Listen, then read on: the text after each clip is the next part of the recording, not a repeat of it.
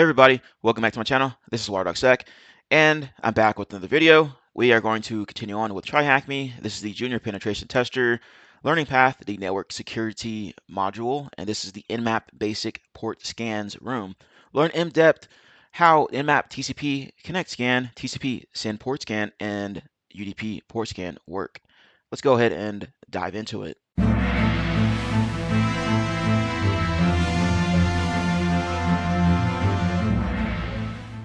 Task 1, Introduction. This room is the second in the Nmap series, part of the Introduction to Network Security module. This is what we're looking at so far. Number 1 is the live host discovery, basic port scans. Advanced port scans will be the next one, and then post port scans will be the one after that. In the previous room, we focused on discovering online systems. So far, we have covered 3 steps of Nmap scan, enumeration, discovery, and reverse DNS lookup here. And here are some steps listed out. The next step would be checking which ports are open and listening and which ports are closed. Therefore, in this room and the next one, we are focusing on port scanning and the different types of port scans used by Nmap. This room explains TCP Connect port scan, TCP Send port scan, and UDP port scan. Moreover, we discussed the different options to specify the ports, the scan rate, and the number of parallel probes. I already launched the attack box here. So you will launch different types of scans against the target VM. So gain a solid understanding of Nmap basics. And let's go ahead and continue on with task number 2, TCP and UDP ports. In the same sense that an IDP address specifies a host on a network. Among many others, a TCP port or UDP port is used to identify a network service running on that host. A server provides the network service and it adheres to a specific network protocol. Examples include providing time, responding to DNS queries, and serving web pages. A port is usually linked to a service using that specific port number. For instance, an HTTP server would bind to TCP port 80 by default. Moreover, if the HTTP server supports SSL/TLS, it would listen on TCP port 443. TCP ports 80 and 443 are the default ports for HTTP and HTTPS. However, the web server administrator might choose other port numbers if necessary. Furthermore, no more than one service can listen on any TCP or UDP port on the same IP address. At the risk of oversimplification, we can classify ports in 2 states here, and they have listed out here. Open port indicates that there is a service running on that port or listening on that port. Closed port indicates that there's no service listening on that port. However, in practical situations, we need to consider the impact of firewalls. For instance, a port might be open, but a firewall might be blocking the packets. Therefore, Nmap considers the following 6 states, and they have them listed out here. Open indicates that a service is listening on the specified port. Closed indicates that no service listening on the port, although the port is accessible. By accessible, we mean that it's reachable and is not blocked by a firewall or other security appliances/programs. Filtered means that Nmap cannot determine if the port is open or closed because the port is not accessible. The state is usually due to a firewall preventing Nmap from reaching that port. Nmap's packets may be blocked from reaching the port. Alternatively, the responses are blocked from reaching Nmap's host. Unfiltered means that Nmap cannot determine if the port is open or closed. Although the port is accessible, the state is encountered when using an ACK -S capital A open pipe filter. This means that Nmap cannot determine whether the port is open or filtered, then closed pipe filtered. This means that Nmap cannot decide whether a port is closed or filtered. All right, so let's answer some questions here. Which service uses UDP port 53 by default? Well, that is going to be DNS for port 53. Which service uses TCP port 22 by default? Well, that's going to be SSH for secure shell. How many port states does Nmap consider? And as we already read through that, it's going to be 6 of them. So there we go here. And which port state is most interesting to discover as a penetration tester? And that is going to be, of course, open. Those are the ones you want to target. And let's go to task number 3 here. We're going to talk about TCP flags. Nmap supports different types of TCP port scans. To understand the difference between these port scans, we need to review the TCP header. The TCP header is the first 24 bytes of a TCP segment. The following first The following figure shows the TCP header as defined in our RFC 793. This figure looks sophisticated at first. However, it is pretty simple to understand. In the first row, we have the source TCP port number and the destination port number. We can see that the port number is allocated 16 bits, 2 bytes. In the second and third rows, we have the sequence number and the acknowledgement number. Each row has 32 bits, 4 bytes allocated, with 6 rows total making up 24 bytes. And here's what it looks like here. So take a second to review this, and we're going to continue on here. And in particular, we need to focus on the flags that Nmap can set or unset. We have highlighted the TCP flags in red. Setting a flag bit means setting its value to 1 from left to right. The TCP header flags are the following here. I'm just going to skim over these here. Number 1 is urge for urgent flag, indicates that the urgent pointer filed is significant. Number 2, acknowledgement flag, indicates that the acknowledgement number is significant. PSH, which is push flag, asking TCP to pass the data to the application promptly. RST is reset flag, is used to reset the connection. SYN is a synchronized flag, is used to initiate a TCP three-way handshake and synchronize sequence numbers with other hosts. And the FIN, the sender has no more data to send. So take a moment to familiarize yourself with these, and let's continue on to the questions below. What 3 letters represent the reset flag? Well, we can see that it's up here, is RST for reset. Which flag needs to be set when you indicate a TCP connection? First packet of the TCP three-way handshake. Well, we know that's going to be the SYN flag here, so let's go ahead and put that in there. And we're going to get to some practical application here in task number 4, TCP connect scan. So let's go ahead and fire this bad boy up. And let's go ahead and read through some of this stuff here. TCP connect scan works by completing the three-way handshake and standard TCP connection establishment. The client sends a TCP packet with SYN flag set, and the server responds with SYN-ACK, and the port, if the port is open, finally the client completes the three-way handshake by sending the ACK, and you can see it here in this fancy infographic or graphic here. You got SYN, and then SYN-ACK, and then ACK back. TCP port is open. We are interested in learning whether TCP port is open, not establishing a TCP connection. Hence, the connection is torn as soon as its state is confirmed by sending a reset ACK. You can choose to run a TCP connect scan using capital T. Now, you might need to be careful with these SYN-ACK scans or the SYN scans because they're considered to be half open, and if you're running these against maybe old equipment or such, maybe that old equipment doesn't have the capability to resolve these types of scans, right? So it may tip over some things in there, so be aware of that. And let's continue on here to talk about some other things. And this is what the TCP connect scan looks like. You got SYN, SYN-ACK, ACK, and then reset ACK here. So let's go ahead and continue on. It is important to note that if you are not a privileged user, root, or sudoer, a TCP connect scan is the only possible option to discover open TCP ports. So that's important to remember here. In the following Wireshark packet capture window, we see Nmap sending TCP packets with SYN flag set to various ports. You got 256, 443, 143, and so on. By default, Nmap will attempt to connect to 1,000 or to the 1,000 most common ports. A closed TCP connection port a closed TCP port responds to a SYN packet with the reset ACK to indicate that it is not open. This pattern will repeat for all the closed ports as we attempt to initiate a three-way handshake with them. And this is what they look like here inside of Wireshark. We noticed that the port 143 is open, so it replied with SYN-ACK, and Nmap completed the three-way handshake by sending an ACK.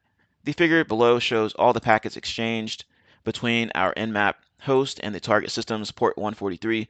The first 3 packets are the TCP three-way handshake being completed. Then the 4th packet tears it down with reset ACK packet.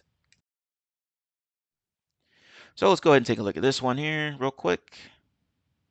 All right.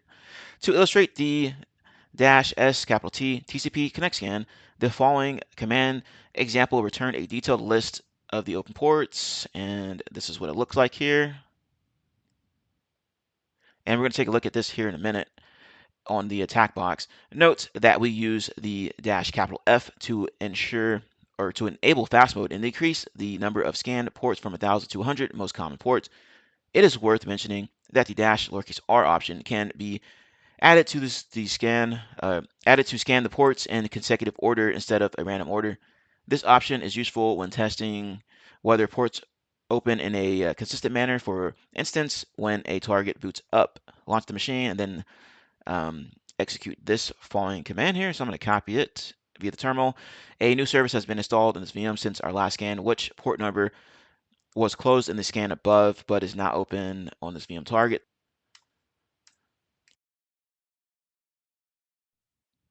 Okay, so let's see here. It says a new service was installed and open. So if we compare these two together, we're going to see that the looks like pop 3110 is open here. So let's go and type that in here. And it says, what is Nmap's guess about the newly installed service? Well, it says it thinks it's POP3, so there you go, which is related to email. Let's continue on to this next one here. We're going to talk about TCP send scan. And I'm going to go ahead and kill this machine here and then start up this next one down here. Now, while that's loading up, let's go ahead and read through this stuff here. Unprivileged users are limited to connect scan. However, the default scan mode is send scan, and it requires a privileged user, root sudo user to run it. Send scan does not need to complete the TCP three-way handshake. Instead, it tears down the connection once it receives a response from the server. Because we didn't establish a TCP connection, this decreases the chances of the scan being logged. We can select this scan type by using the -s and S option. The figure below shows the TCP send scan works without completing the TCP handshake. And this is what it looks like here. You got the send, and then it sends back a send ACK, and then it sends back a reset. So he doesn't send that ACK back, right? It's half open. And let's go ahead and continue on here. The following screenshot from Wireshark shows a TCP send scan. The behavior in the case of closed TCP ports is similar to that of the TCP connect scan. And this is what it looks like here. All right. To better see the difference between the two scans, consider the following screenshot. In the upper half of the following figure, we can see a TCP scan ST traffic. Any open TCP port will require Nmap to complete the TCP three-way handshake before closing the connection. In the lower half of the following figure, we see how a send scan does not need to complete the TCP three-way handshake. Instead, Nmap sends a reset packet once a SYNAC packet is received. And here we go here to compare them. All right. And let's see here.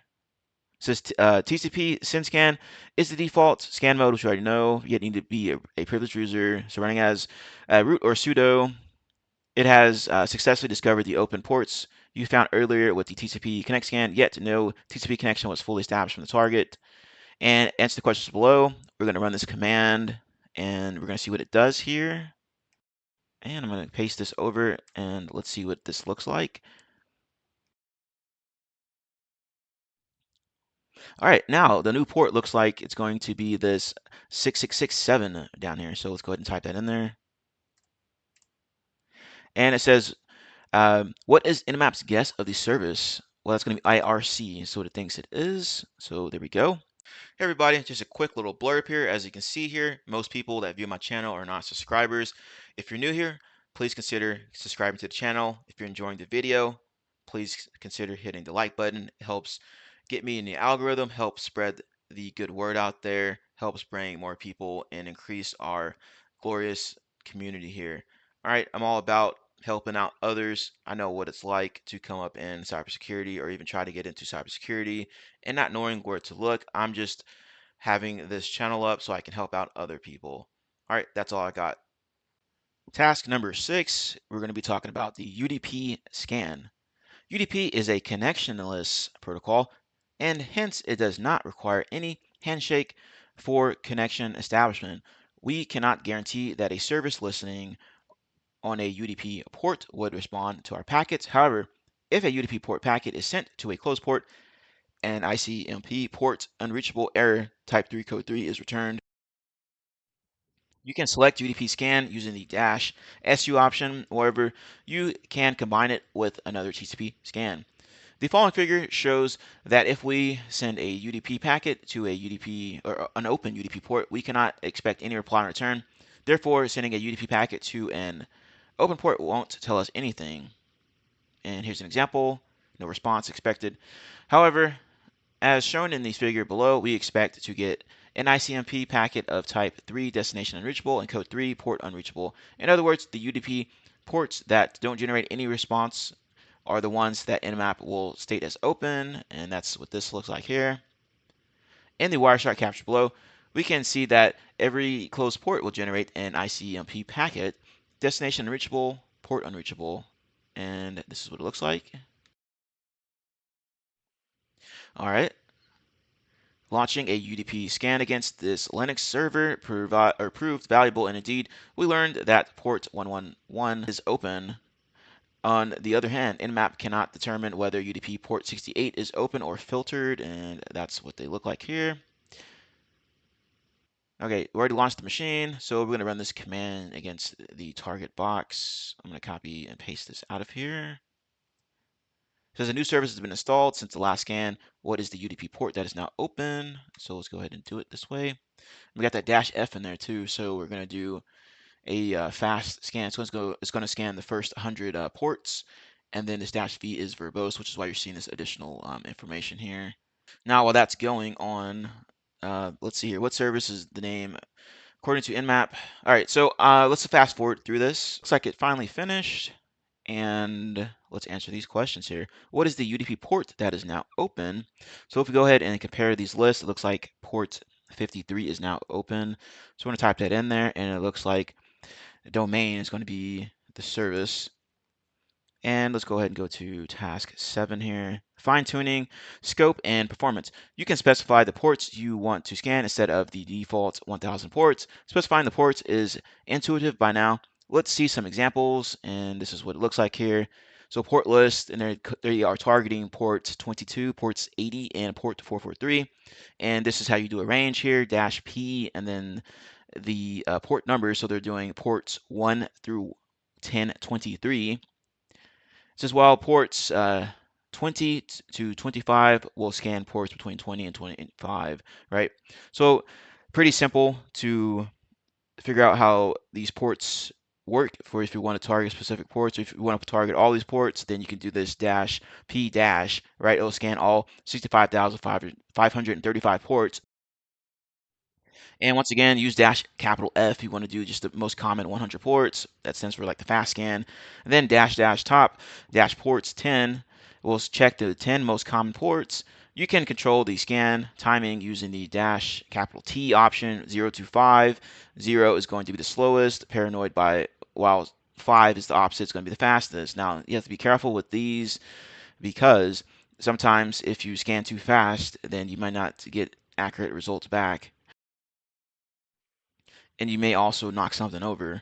According to Nmap manual, there are 6 templates. You got paranoid, sneaky, polite, normal, aggressive, and insane. To avoid IDS alerts, you might consider 0 or 1. For instance, 0 scans one port at a time and waits 5 minutes between sending each probe, so you can guess how long scanning one target would take to finish. If you don't specify any timing, Nmap uses the normal, which is 3. Note that 5 is the most aggressive in terms of speed. However, this can affect the accuracy of the scan results due to the increased likelihood of packet loss. Now, didn't I just say that? Note that the T4 is often used during CTFs and when learning to scan on practice targets, whereas T1 is often used during real engagements where stealth is more important. So I would recommend using which one works for you in your situation, right? That's why they have all these different options in there. Use the one that works best in your situation. Alternatively, you can choose to control packet rate using the dash dash min dash rate, and then a number, and then dash dash max dash rate number. For example, max rate 10 to or max rate equals 10 ensures your scanner is not sending more than 10 packets per second. And then you got the control the probing parallelization using the dash min dash parallelism, then the number of probes, or yeah, number of probes, and dash dash max dash parallelism number of probes. Nmap probes the target to discover which hosts are live and which ports are open. Probing parallelization specifies the number of such probes that can be run in parallel. For instance, dash dash min dash parallelism equals 512 pushes Nmap to maintain at least 512 probes in parallel. These 512 probes are related to the host discovery and open ports. This is very interesting information here. I don't really use these features down here, but I have used the actual timing stuff here, as they're talking about here, to make my scans faster or slower, and then of course the ports and such. All right, let's get some answers. What is the option to scan all the TCP ports between 5000 and 5050? Well, we know that we're going to need to use the range for this, right? So it's going to be dash P and then 5000 to 5500, like so. Then how can you ensure that Nmap will run at least 64 probes in parallel? And that would be similar to the one up here. So we're just going to copy this and then replace that 512 with 64. What option would you add to make Nmap very slow and paranoid? Remember, that's going to be the dash capital T, and very slow is going to be 0, right? Because you want to be as stealthy as possible in this case. All right, let's wrap this video up with the task 8 summary. Let me go ahead and close this down. All right, this room covered 3 types of scans. You got TCP connection scan, TCP send scan, and UDP scan, and these are the corresponding example commands, what they look like. These scan types should get you started discovering running TCP and UDP services on a target host. And here's the other options we went over, right? Remember, the dash P dash is the all ports, and then you got the ranges here. You got dash capital F, which is the fast scan, 100 most common ports, and you can see the rest down here, as we already went over some of this stuff. So familiarize yourself with all of this Nmap knowledge we're getting in here, because you may come across this in your career. Maybe you'll do this on a CTF, or maybe even in the real world. But let's see here. Ensure you have taken note of all the scan options in this room. It's time to learn more advanced port scanning techniques by joining the Nmap Advanced Port Scans room, and that is the end of the video. All right, folks, if you found this video of value and you're new here, be sure to hit that subscribe button with the notification bell. Hit the like button if you're enjoying the content. Comment below your thoughts and opinions. As always, thank you all for watching. Have a nice day. I will see you later.